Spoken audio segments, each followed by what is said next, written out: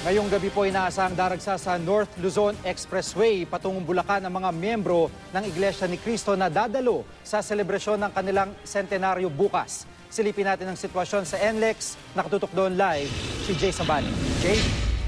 Jiggy, handang-handama ng pamunuan ng North Luzon Expressway sa pagdagsa na itong mga motoristang dadagsa nga dito sa may Philippine Arena. Hindi naman nila inasahan na ilan sa mga panatuntunin na kanila na pag-usapan ay hindi masusunod, kaya naman nagdudulot ito ngayon ng mabigat na daloy ng trapiko. Narito ang report. Bandang tanghali nang dumami ang mga sasakyang pumasok sa NLEX na dadalo sa Centennial Celebration ng Iglesia ni Cristo. Kahit nagtutulungan na ang mga NLEX personnel, Highway Patrol Group at SCAN na volunteer group ng INC, umabot pa rin sa 2 kilometro ang haba ng mga pa-exit ng Ciudad de Victoria. Katunayan, 2 lane ng shoulder at 2 lane ng NLEX northbound na okupado. 2 lanes na lang ang natira para sa mga motoristang panorte. Kaya nagbukas na ng zipper lane sa southbound ng NLEX. May mga nagbababa pa sa gitna ng NLEX na pinaguhuli ng mga otoridad ang mga driver ng sasakyan. May mga nagpupumilit ding pumasok ng Ciudad de Victoria kahit walang takdang markings. Hanggang 12,000 bus lamang inaasahang darating. Dagdag pa ang maraming Class 1 vehicles gaya ng kotse. Marami talagang mga public utility jeepney at saka lalong marami po yung mga class 1 na mga sasakyan. So yun po yung nakakongest talaga dun sa loob ng CDB. Pagkagaling dito sa CDB, yun pa yung isang hindi nasusunod dahil meron silang tinalagang exits din galing dito sa NLEX patungo dun sa kanilang mga designated parking areas.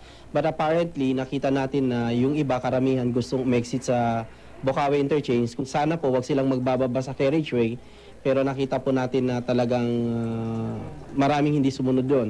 At hanggang ngayon po, meron nga pong nagbababa.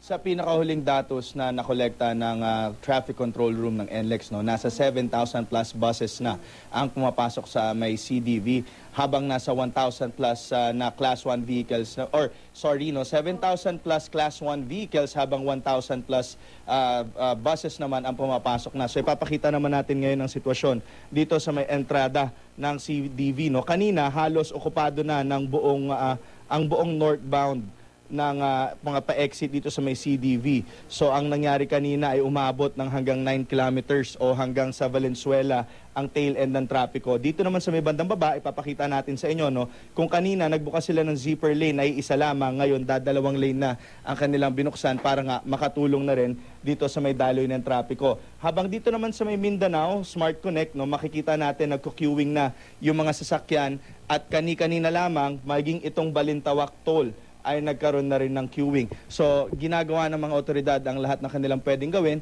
para naman mapaayos at maging maganda ang daloy ng trapiko dito sa North Luzon Expressway. So, inaasahan nila na tuloy-tuloy ang pagdagsa ng mga motorista hanggang bukas sa madaling araw. At yan muna ang latest mula dito sa NLEX. Balik sa iyo, Jiggy. Maraming salamat, Jay Sabale.